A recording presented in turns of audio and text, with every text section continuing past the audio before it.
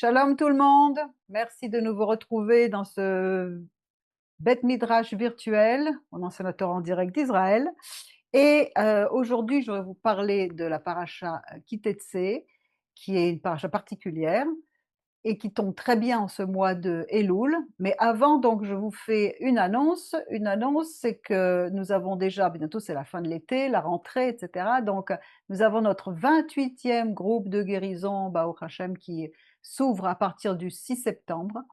Les inscriptions sont ouvertes, vous pouvez déjà rejoindre ces groupes. Je vous rappelle l'importance de ces groupes de guérison qui littéralement changent notre vie, notre façon de percevoir tous les événements qui nous arrivent dans la vie, même les événements négatifs, nos émotions négatives, etc. Et je vous donne donc, je vous mets un lien pour voir les témoignages. Et j'ai pas tout mis tous les témoignages, hein, faute de place, mais donc sont vraiment des groupes qui sont très importants. Et si vous n'aimez pas les groupes et que vous préférez des sessions privées, on offre ça également. Donc vous avez le choix pour vous occuper de votre sanctification et de nettoyage de votre âme pour, pendant ce mois de Elul, avant Rosh Hashanah et pour le retour du Seigneur, parce que sans la sanctification, personne ne verra le Seigneur. Alors la paracha Kitetse contient plus de 70 des 613 mitzvot répertoriés. Et cette paracha fait partie de la section donc ça fait partie de l'étude, ça fait partie des sections de Chukim et Mishpatim. Et Shalom, bienvenue, vous pouvez enlever la vidéo, parce qu'on est en train d'enregistrer.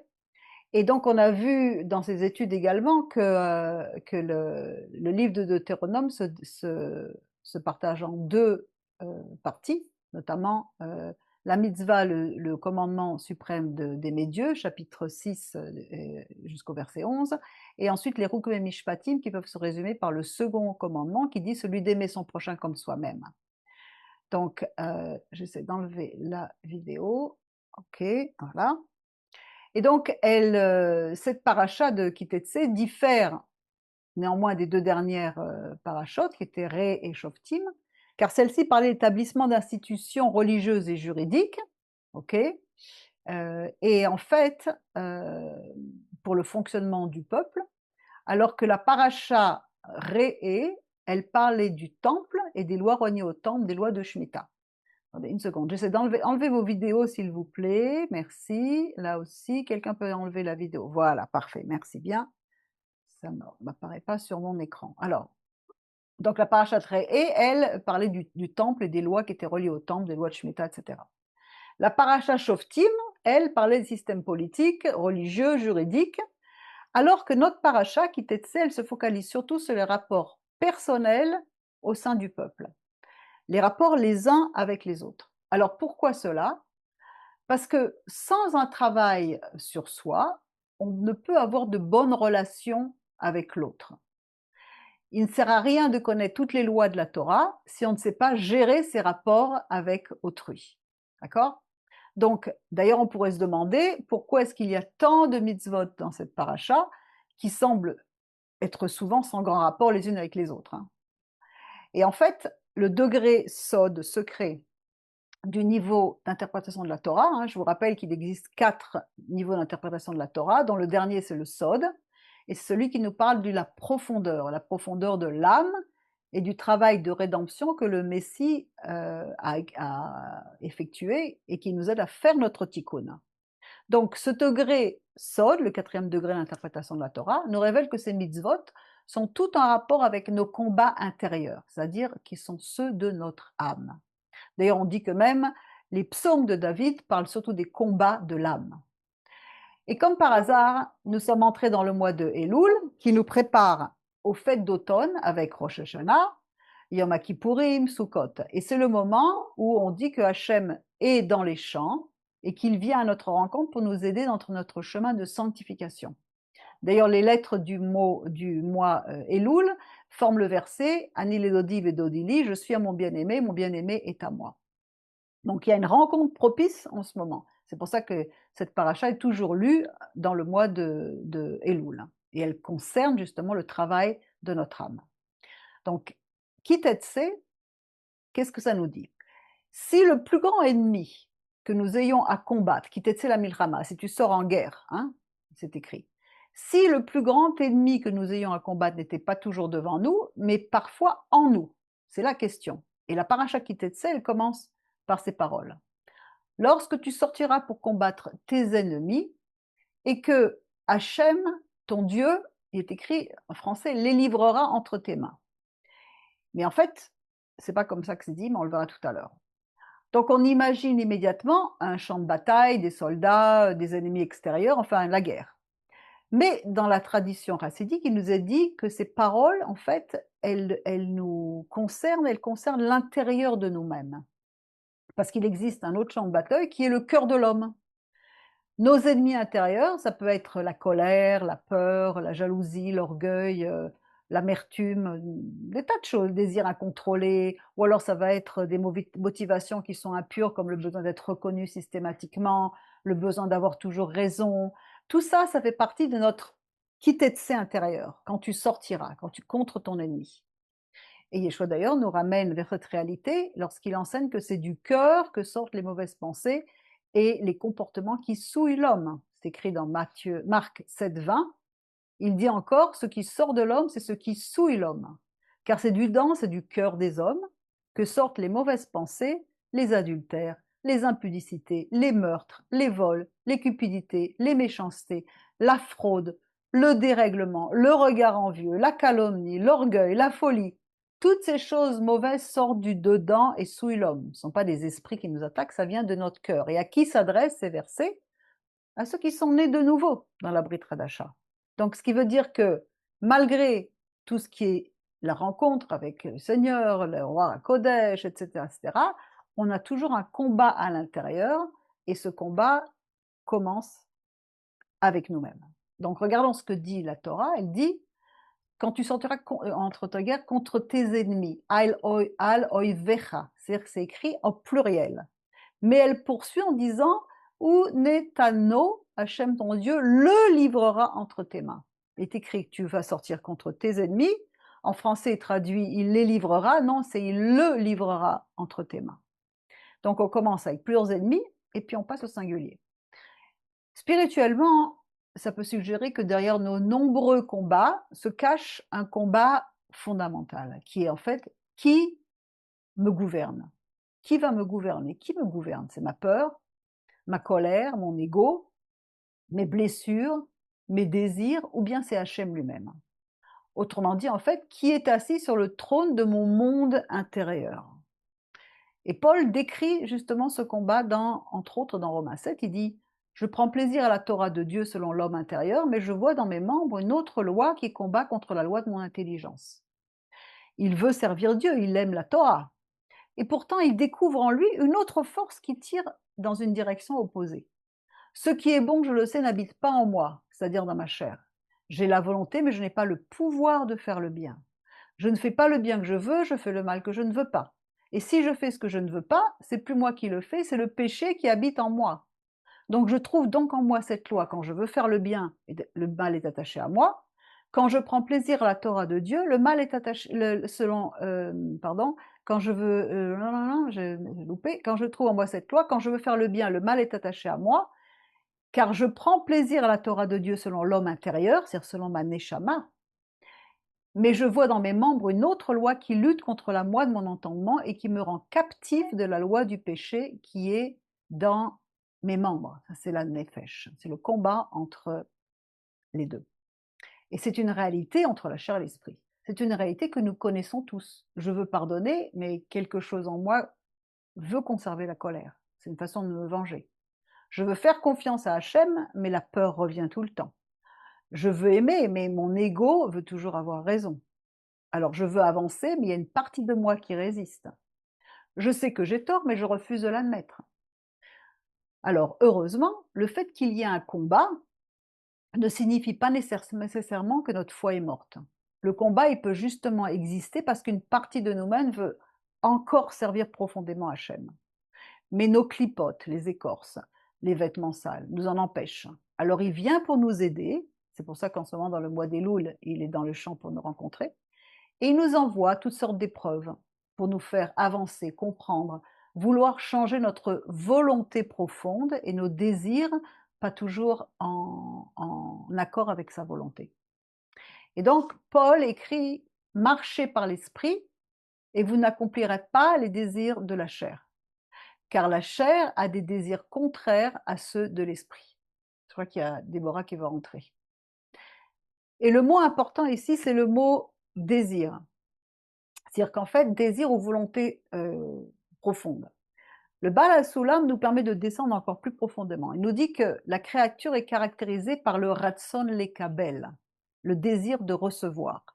Je veux de l'amour, je veux du respect, je veux de la reconnaissance, j'exige qu'on me doive, j'exige ceci, etc. Mais le désir en lui-même, c'est pas ça trop le problème. La question, c'est dans quelle direction va mon désir? Est-ce que tout revient vers moi? Est-ce que je veux uniquement que recevoir, que j'aime pas partager, que j'aime pas m'occuper des autres? Est-ce qu'on va me reconnaître? Est-ce qu'on va m'aimer? Est-ce qu'on va me respecter? Est-ce qu'on va me donner raison? Ou bien mon désir peut-il être progressivement transformé, et c'est ça le mot clé, vers ce qu'on appelle la hashpa, c'est-à-dire le don. C'est pourquoi Yeshua nous dit: «Là où est ton trésor, là aussi sera ton cœur», en Matthieu 6. Montre-moi ce qu'il y a de plus de valeur pour toi, et je verrai dans quelle direction ton cœur est orienté. Donc, ce qui fait que le travail spirituel, il devient encore plus profond que fais ci, fais pas ça, etc. C'est qu'on commence à se demander pourquoi est-ce que je veux ce que je veux? Quelle est ma motivation? Pourquoi est-ce que la réussite de cette personne me dérange? Pourquoi est-ce que j'ai tant besoin d'être reconnu? Pourquoi est-ce que je supporte pas d'être contredit? Pourquoi est-ce que j'ai tellement peur si je perds le contrôle? Ça, c'est ce qu'on appelle le birour, c'est-à-dire qu'en fait, on fait une enquête pour essayer d'expliquer et de comprendre, descendre sous ce comportement visible pour atteindre la racine. La racine, c'est là donc le ratson, la volonté qui est cachée. On ne connaît pas toujours notre volonté profonde, on ne sait pas toujours ce qu'on sait, on ne connaît pas toujours le désir, la racine.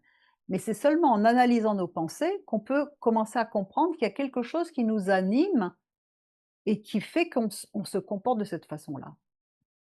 Par exemple, si on a une personne difficile qui est devant nous, ou que l'on trouve difficile, on a parlé souvent de ça, comme il est dit dans «Ôte premièrement la poudre de ton œil, tu verras clairement». C'est difficile, pourquoi? Parce qu'on voit très facilement ce qui doit changer chez l'autre. On voit l'orgueil de l'autre, on voit son impatience, son égoïsme, sa colère. Mais pourquoi est-ce que, pardon, certaines personnes nous affectent autant? Quelqu'un me critique et hop, tout de suite, mon orgueil, on appelle ça la yeshut, c'est-à-dire la créature qui monte à l'intérieur, mon orgueil apparaît. Quelqu'un réussit, j'ai une pointe de jalousie. Quelqu'un me rejette et je découvre combien mon identité dépend encore de l'approbation des autres. Quelqu'un refuse de faire ce que je veux, mon besoin de contrôle apparaît. Alors, ça signifie jamais que l'autre a forcément raison ou que nous devons accepter l'injustice, mais ça signifie que ma réaction peut révéler quelque chose sur moi-même. C'est-à-dire qu'en fait, ce que je vois dans l'autre, j'en ai une partie dans moi-même, je le reconnais. Alors, au lieu de simplement prier Hachem change cette personne, on peut aussi demander Hachem montre-moi ce que tu veux transformer en moi à travers cette situation. Et soudain, le champ de bataille, ça devient un beth midrash de l'âme. Ça veut dire quoi? Ça veut dire qu'en fait, ça signifie que nos combats intérieurs ne sont plus seulement des moments de souffrance, mais ils deviennent un lieu d'étude, d'introspection, de révélation et de transformation. Parce que le beth midrash, c'est quoi? C'est un endroit où on étudie la Torah, où on pose des questions, où on cherche la vérité. Et de la même manière, quand on observe nos blessures, nos peurs, notre colère, nos réactions à la lumière de la Torah, notre âme elle-même devient un lieu d'apprentissage. C'est-à-dire que nous remercions tous les matins Dieu de nous avoir donné notre âme, de nous avoir rendu notre âme pour pouvoir travailler sur nous encore aujourd'hui. Donc il va nous arriver des choses dans la journée, des réflexions, des relations, des soucis qui vont nous amener sur cette voie de sanctification sans laquelle personne ne verra le Seigneur. Alors, nous nous demandons plus seulement pourquoi cette épreuve m'arrive, mais plutôt qu'est-ce qu'elle vient me révéler? Quelle partie de mon âme demande à être comprise, à être réparée et rapprochée d'Hachem? Alors donc en fait, l'ennemi intérieur, ça va devenir un rabbi, c'est notre rabbi. La blessure va révéler l'endroit qui a besoin de guérison. C'est comme si on touche quelque chose et on a touché à l'épine, on sait que là, il y a une épine. La peur, elle indique où la foi doit grandir. Et chaque combat, ça peut devenir une porte vers le tikkun. Donc le champ de bataille, c'est pas seulement le lieu où l'âme lutte, mais c'est devient le lieu où elle étudie, elle grandit et elle retrouve sa lumière, elle se reconnecte à la racine. Et Paul nous dit encore ce mot, il dit soyez transformés par le renouvellement de votre intelligence. Romains 12. Il ne dit pas seulement améliorer votre comportement, il dit soyez transformés. Et ça, c'est le tikkun ha-nefesh, la réparation de la nefesh, de votre chair, si vous voulez. C'est-à-dire qu'on peut connaître beaucoup de Torah et être un érudit et être incapable de pardonner. On peut parler d'amour et être rongé intérieurement par de la jalousie. On peut accomplir une mitzvah tout en désirant secrètement être reconnu pour ça. Hachem ne veut pas seulement modifier notre comportement extérieur, mais il veut atteindre la racine. Pourquoi il y a eu une bifurcation et la racine, elle n'est pas enracinée où elle devrait être? Et c'est pour ça qu'il y a ce passage de la belle captive, qui est l'étincelle qui est cachée dans le combat.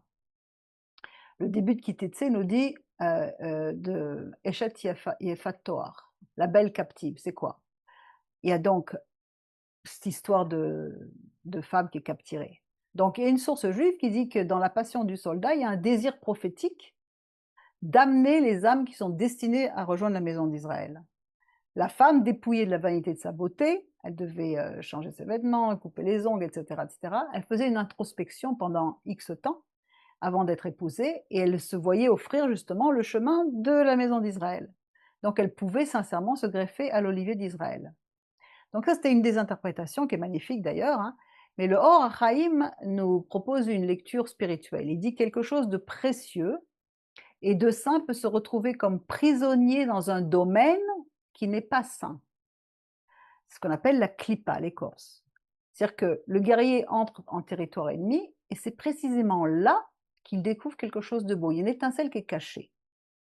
C'est une très belle image. Il peut exister une étincelle de sainteté qui est cachée précisément dans l'endroit où on combat le plus. On combat la colère, peut-être que derrière cette colère se trouve une force immense, un courage ou alors une passion pour la justice qui doivent être purifiées. Regardez l'apôtre Paul, il avait beaucoup de zèle et de zèle amer et ça s'est transformé. On combat la peur, peut-être qu'elle recouvre une grande sensibilité qui doit apprendre à faire confiance à Hachem en toute chose. On combat de l'orgueil, peut-être qu'il existe derrière cet orgueil une capacité à diriger qui doit rencontrer l'humilité pour que véritablement il soit transformé. Et donc tout le travail de cette, on va dire, introspection consiste à libérer l'étincelle de ce qui l'emprisonne. C'est-à-dire que tout ce qui se trouve sur ce champ de bataille à l'intérieur de nous ne doit donc pas être nécessairement détruit. Il y a des choses qui doivent être transformées. Et si on voit ce que Yeshua faisait avec les disciples, ils veulent être grands. Qui sera le plus grand dans le royaume? Il ne leur dit pas tout simplement d'enlever la grandeur, hein, le désir de grandeur. Non, il leur dit quiconque veut être grand parmi vous sera votre serviteur. C'est-à-dire qu'en fait, il redirige le désir à la base. Tu veux être grand, alors deviens grand dans le service. L'énergie reste, mais la direction change. Ça, c'est le tikkun de ce désir-là. Et puis, il y a un verset qui nous dit encore, dans ces 70 mitzvot, hein, l'âme crie. Il y a un verset qui dit, la jeune fille a crié dans Deutéronome 22, 27, mais il n'y a personne pour la sauver. Alors, au sens littéral, la Torah parle d'une jeune fille qui était victime de violence et qui est innocente. Et le rabbi de Lubavitch, le troisième rabbi de Lubavitch, nous dit qu'il y a une lecture intérieure encore à ce passage. La jeune fille représente de nouveau l'âme divine. Hein, depuis le début, on voit que la paracha Kitetse ne parle que de ça. Cette partie la plus profonde de nous-mêmes qui, malgré nos chutes, nos habitudes et notre éloignement, ne cesse jamais véritablement de désirer Hachem. Mais des fois, elle crie, elle nous appelle, mais on ne l'entend plus. On travaille, on parle, on mange, on dort, on s'occupe de notre vie de tous les jours. Et pourtant, profondément en nous, il y a quelque chose qui dit c'est pas comme ça. Je ne suis pas fait pour vivre seulement comme ça. C'est la Neshama qui appelle, l'âme divine. Il y a quelque chose qui veut nous pousser à revenir à la prière, à la Torah, à la vérité, à Hachem. Et donc, si notre âme crie encore, si on a ce combat intérieur, Tant qu'on n'est pas à notre place, il va y avoir une tension entre la neshama et la nefesh. Donc ça veut dire qu'elle est toujours là vivante. De toute façon, elle est toujours vivante, mais disons qu'on peut l'apercevoir. Et donc, voilà où le paracha donc, nous rejoint aussi, c'est-à-dire que s'il existe encore un combat en nous-mêmes, en toi, c'est peut-être parce qu'il existe encore quelque chose en toi qui refuse de se résigner. Donc la neshama, elle résiste, elle te pousse dans la direction, toi tu tires dans l'autre. Donc si après être tombé, tu veux encore te relever, écoute cette voix de ta neshama. Si après t'être éloigné, tu désires encore Hachem, écoute cette voix. Parce que ton âme peut être blessée ou elle peut être recouverte par des années de mauvaises habitudes. Elle peut sembler très loin, mais elle n'a pas disparu, elle est toujours vivante. Comme on dit à Josué, le sacrificateur, enlevez-lui les vêtements sales de la Nefesh et revêtez-lui des vêtements de fête de la Neshama. Mais il n'y a personne pour la sauver, cette âme. Le verset continue, il dit, il n'y a personne pour la sauver. Donc ça veut dire qu'il y a même des moments où on ressent exactement ça. C'est-à-dire qu'en fait, personne ne m'entend, personne ne me comprend, personne ne peut me rejoindre où je suis. Mais la Chassidoute, elle s'arrête sur ce passage et elle dit, il n'y avait personne, Ein, et elle le rapproche de Aïn, qui veut dire le néant. C'est-à-dire qu'en fait, c'est dans le langage mystique, Aïn, c'est ce qui dépasse nos limitations et nos limites. Ainsi donc, précisément là où tout le secours semble absent, le cri de l'âme atteint Hachem au-delà de ce que l'on peut percevoir. Et il entend même le cri que nous avons cessé d'entendre. Et l'âme, elle peut crier encore, mais le lien n'est jamais mort. Il est toujours là. Et on voit cet exemple dans le Gadarénien, dans Marc 5, quand il est dit « Ils arrivèrent à l'autre bord de la mer, dans le pays des Gadaréniens. Aussitôt que Yeshua fut hors de la barque, il vint au-dessus de lui un homme sortant des sépulcres et possédé d'un esprit impur. Et il se heurtait, ceci, mais à l'intérieur, sa neshama, elle criait. Et donc, Yeshua va traverser le lac, il va passer de l'autre côté, c'est-à-dire que il va passer dans le mauvais côté, pour aller tirer cette étincelle qui est captive dans toutes ces chaînes. Donc, il y a toujours l'espoir qui est là. Et même quand Hachem semble loin, il existe des périodes où on ne ressent plus rien, d'accord, on prie, il n'y a rien qui se passe, on ouvre la Torah ou la Bible et c'est sec, on recherche Dieu et sa présence reste cachée, et pourtant, on continue, parce que notre Neshama, c'est comme un moteur qui est derrière, et c'est là que la foi, elle se met en action. Parce que maintenant, je ne sers plus uniquement Hachem parce que je ressens sa présence, mais parce que je veux le chercher. Je le cherche parce que c'est lui. Et donc, souvent, il y a des grandes naissances spirituelles hein, ou des renaissances spirituelles qui se passent pendant les périodes justement de dissimulation. Et dans le verset, et dans la paracha encore une fois, on a encore Amalek qui intervient, puisque Kitetsé commence avec la guerre et se termine avec Amalek. Et Amalek, c'est le doute. Ça veut dire que même dans la paracha, malgré tout ce qu'on peut voir où Dieu va nous venir en aide, etc., il y a toujours un combat. C'est pour ça que Paul va dire « j'ai mené le bon combat ». On rentre en guerre avec notre ennemi et on se retrouve à la fin, malgré tout ce qu'on peut faire, on retrouve encore avec du doute, parce qu'Amalek, c'est le doute, c'est la valeur numérique de mot Safek. Amalek, c'est Safek, c'est-à-dire le doute. Et il nous attaque baderer quand on est en chemin. Et c'est précisément lorsqu'on commence à avancer que le découragement peut venir. On décide de changer, on retombe. On décide de pardonner, la blessure, elle revient, ou la personne recommence. On décide de faire confiance, il y a encore une nouvelle difficulté. Alors une voix murmure qui nous dit, tu vois, il n'y a rien qu'à changer, tu es toujours le même, tu n'y arriveras pas. Mais le doute nous refroidit, et il nous fait même oublier tout ce que Hachem fait. Et c'est pour ça qu'il faut qu'on fasse attention à toujours remercier Dieu et toujours savoir que chaque jour on se lève, on est en vêtements de guerre, en uniforme de guerre. Et regardez ce qui se passe dans la tentation, avec la tentation des choix. Il lui dit, si tu es le Fils de Dieu, c'est le doute qui est là. D'ailleurs, je vous renvoie à la vidéo qu'on a fait sur la tentation dans le désert, hein, qui est une vidéo très importante, parce que le doute donc attaque l'identité. Si Hachem t'aimait vraiment, si tu as réellement changé, et si tu as réellement appelé, mais pourtant Yeshua à chaque fois répond, il est écrit ceci, il est écrit cela, il est écrit ceci. Donc, il y a des moments où nos émotions cherchent à nous gouverner. Mais c'est la parole de Dieu qui doit nous conduire. Et nous devons décider qui aura le dernier mot. Quelles sont les émotions négatives qui gouvernent ma vie? Dans le proverbe, il est dit, celui qui est lent à la colère vaut mieux qu'un héros, et celui qui domine son esprit vaut mieux que celui qui prend une ville. Encore une fois, ça fait référence à l'âme. Qui est le véritable guerrier? Celui qui domine les autres ou celui qui apprend à se dominer soi-même? Imaginez encore une fois que vous connaissiez toute la Bible, mais que vous soyez incapable de pardonner. Ou alors que vous vouliez parler de lumière et d'apporter la lumière aux autres et que vous êtes dans l'amertume. Ou alors que vous voulez parler de Hachem, mais que vous avez un ego énorme qui vous fait tourner la gloire vers vous.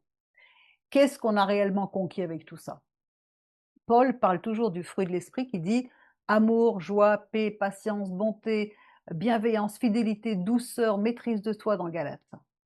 Donc, la puissance spirituelle, c'est pas seulement d'avoir la capacité d'agir sur les autres, mais c'est de ne plus être esclave de tout ce qui surgit à l'intérieur de moi. Qui est-ce qui gouverne mon monde intérieur? Et le champ de bataille, encore une fois, il peut devenir une terre de sainteté. Le champ de bataille va devenir l'endroit où Hachem va nous rencontrer, parce que c'est là qu'on va justement, et justement pendant qu'on est dans le mois de Elul, c'est le moment propice à fouiller son cœur, à véritablement savoir où on en est, et les peurs et les désirs, etc. Pour pouvoir trouver ces étincelles cachées, et pour pouvoir transformer toutes ces mauvaises midotes, ces mauvais traits de caractère, en bons traits de caractère. Et c'est pour ça qu'Hachem nous dit, il va le livrer entre tes mains. Donc si on revient comme au début, il est dit, Hachem, ton Dieu, le livrera entre tes mains. C'est justement la parole qui est la plus importante. Parce qu'en fait, après avoir entendu tout cela, on pourrait en penser, je dois me réparer moi-même. Je dois vaincre mon ego. Je dois faire taire mes pensées. Je dois devenir parfait.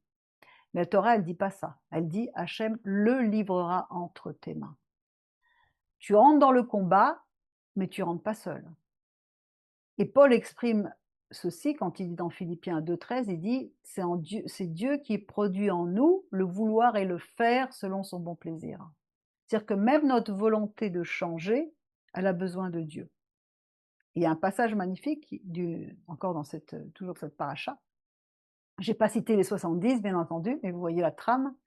Deutéronome 24 nous dit « Et si un homme a nouvellement pris une femme, il n'ira point à l'armée, il ne sera chargé d'aucune affaire, il en sera exempt pour sa maison pendant 1 année. » Et les lettres finales des lettres, il en sera exempt pour sa maison pendant 1 année, forment le mot de Hachem, Yud-Ke Vav-Ke. Nakiye le Beito Shana.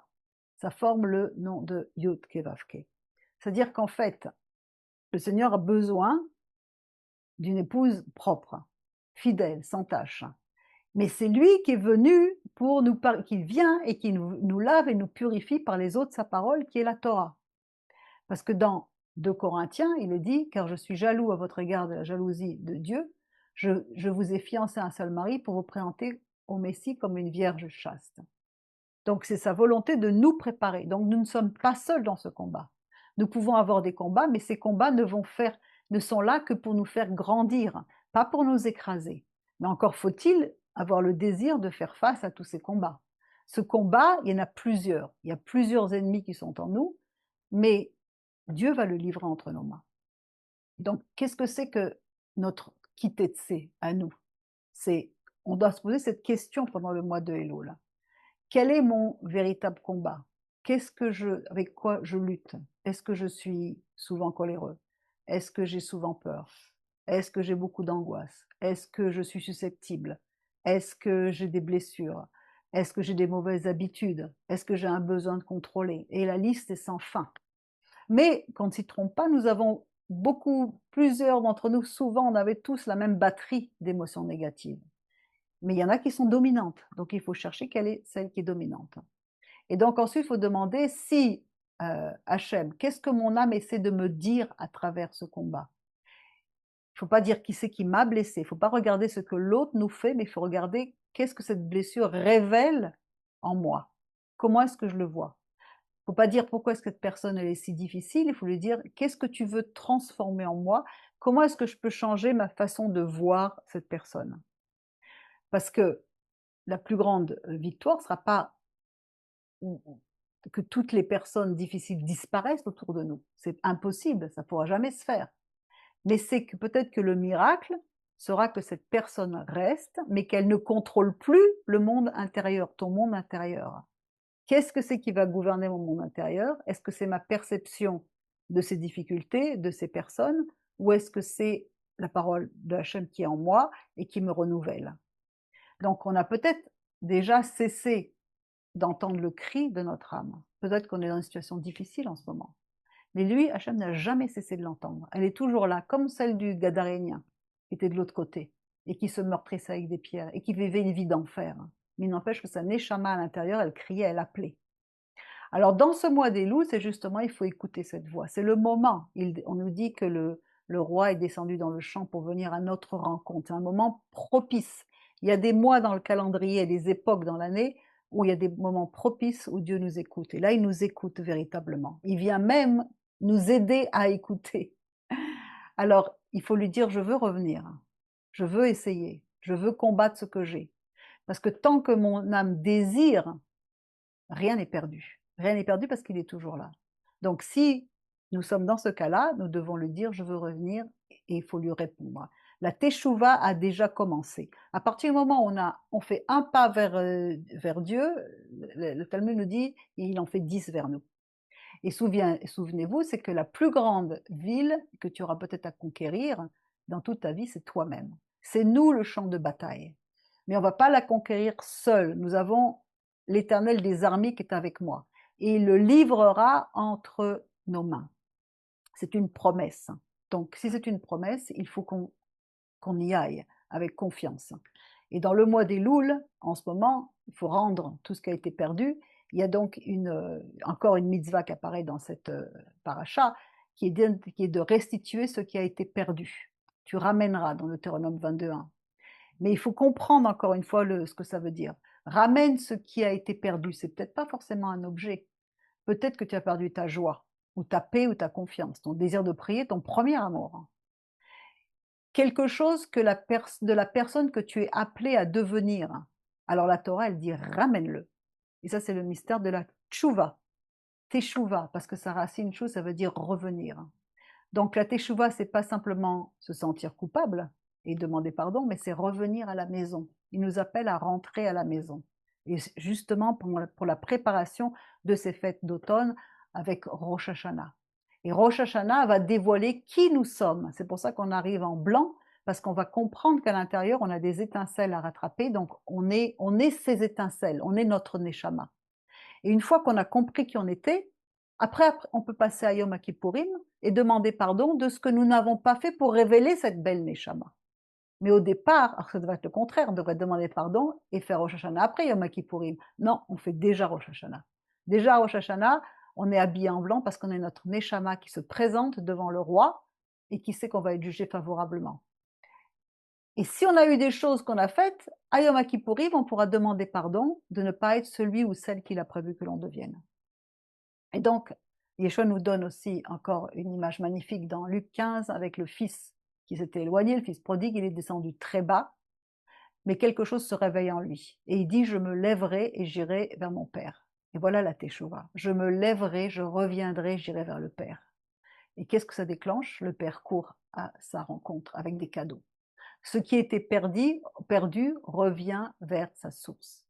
Parce que le Père nous attend et il soupire après nous, tout comme encore une autre mitzvah, de la mitzvah de la mère oiseau et de ses petits. Deutéronome 22 nous dit, si tu rencontres devant toi dans le chemin, sur quelque arbre ou sur la terre, un nid d'oiseau avec des petits ou des œufs, et que la mère soit assise sur les petits ou sur les œufs, tu ne prendras pas la mère avec ses petits. Tu ne manqueras pas de laisser aller la mère, et tu prendras les petits pour toi, afin que tu prospères et que tu prolonges tes jours. Et ce commandement, on dit qu'il est considéré comme le plus petit de la Torah, et pourtant le plus mystérieux. Donc il y a plusieurs interprétations qui sont données. La première précise que ce commandement aura été donné pour susciter de la compassion dans le cœur de l'homme envers la mère oiseau, qui souffre de voir ses petits ravis. C'est pour ça qu'il est interdit de tuer l'agneau avec sa mère au jour de sa naissance. Mais l'interprétation sode encore, secrète, nous est donnée en partie donc par le Zohar, qui voit dans ce commandement mystérieux un lien entre Israël et la Shrina. la présence divine qui soupire après nous. Chassée de son nid, je lis le texte, la mère oiseau vole sans trouver de repos par-delà les collines et les vallées. Elle crie désespérément et avec amertume sa douleur d'avoir été séparée de ses petits. L'ange qui a la charge de cette espèce d'oiseau se présente devant le trône céleste et reproche à Hachem. Pourquoi toi qui fais preuve de compassion dans toutes tes voies as-tu ordonné cela en ta Torah? Les anges qui sont en charge des autres espèces d'oiseaux reprennent sa plainte, demandant pourquoi la mère oiseau de l'espèce sur laquelle il veille devrait elle aussi souffrir de ce destin amer. Alors Hachem se tourne vers tous les autres célestes et les réprimande. Vous avez été témoins de la manière dont les anges qui ont la charge des espèces d'oiseaux parlent en leur faveur. Pourquoi donc nul parmi vous ne se soucie-t-il de mes fils et de ma Shrina qui sont en exil pour parler en leur faveur? La Shrina est séparée de son nid, le Beth Amikdash, le temple, à Yerushalayim, mes fils, les oisillons, demeurent parmi les nations. N'y a-t-il personne parmi vous pour susciter ma compassion en prenant leur défense? Alors le Tout-Puissant pousse un cri et dit, pour moi-même, je vais le faire, pourquoi mon nom serait-il profané? Et ce cri plaintif suscite la miséricorde céleste envers la douloureuse situation du peuple. Et donc le verset peut se lire avec un autre éclairage.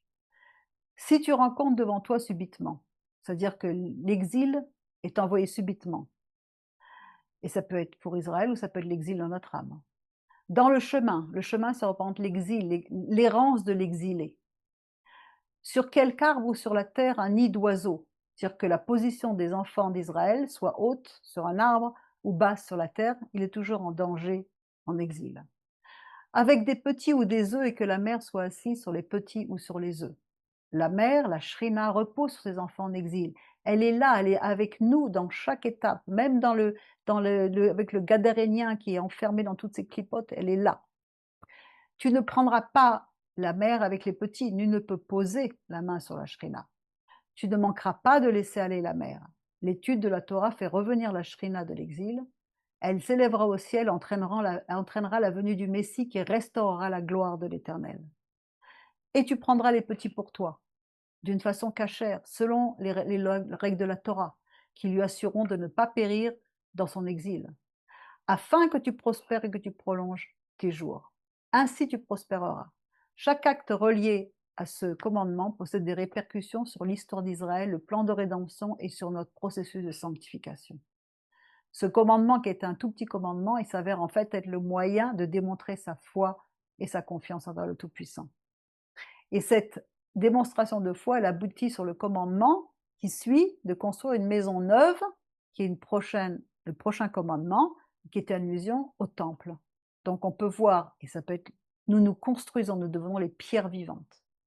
On peut voir à travers la mitzvah du parapet qu'il fallait mettre autour des toits, une promesse que cet acte fondamental apportera une pierre essentielle à la reconstruction du temple de Jérusalem, la maison de l'Éternel, qui est le nid d'Israël. C'est à nous de faire un nid pour abriter la présence. Alors voilà, nous sommes entrés dans le mois d'Elul, c'est le temps de prendre soin de notre âme plus que jamais. Et le mois d'Elul, encore une fois, c'est le mois privilégié pour revenir à l'essentiel, pour comprendre, écouter ce qui se passe en nous pour nous rapprocher. Est-ce que je suis meilleure que l'année dernière? Est-ce que j'ai fait quelque chose? Est-ce que j'ai avancé dans mon processus? Les lettres forment le verset Ani ledodi vedodili, je suis à mon bien-aimé est à moi. C'est notre neshama qui veut se connecter à lui.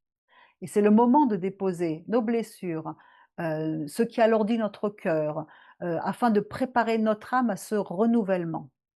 Et donc, il ne faut pas remettre notre guérison à demain. Il faut profiter de ce temps de grâce pour nous arrêter et pour regarder, avancer vers le chemin de la paix. Il y a un nouveau chemin de guérison qui s'ouvre. Alors nous vous invitons de nouveau à rejoindre notre prochain groupe de guérison qui s'ouvre le 6 septembre, ou si vous préférez des accompagnements en privé, mais peu importe, ce qui est important, c'est de travailler à son salut, car sans la sanctification, personne ne verra le Seigneur. Alors merci Seigneur pour ta parole qui nous ouvre les cieux pour comprendre que, en fait, si nous ne travaillons pas sur nous, nous n'avons pas compris quel est le message profond de la Torah. Et le message profond de la Torah, le message profond de la Brit Hadasha, c'est que nous retournions au Père avec une robe blanche, sans tache. Il n'y a que ça qui compte. Le reste, c'est de la confiture. On a beau savoir plein de choses, si on n'a pas changé l'intérieur, ce n'est qu'une apparence, mais on a renié ce qui en fait la force. Merci de votre écoute. On se retrouve prochainement et inscrivez-vous déjà le groupe de guérison le 6 septembre. Vous allez être transformés. Baruch Hashem, il nous a donné les outils pour pouvoir travailler à cette sanctification. Shalom à tous. Merci de votre écoute. On peut ouvrir pour le débat.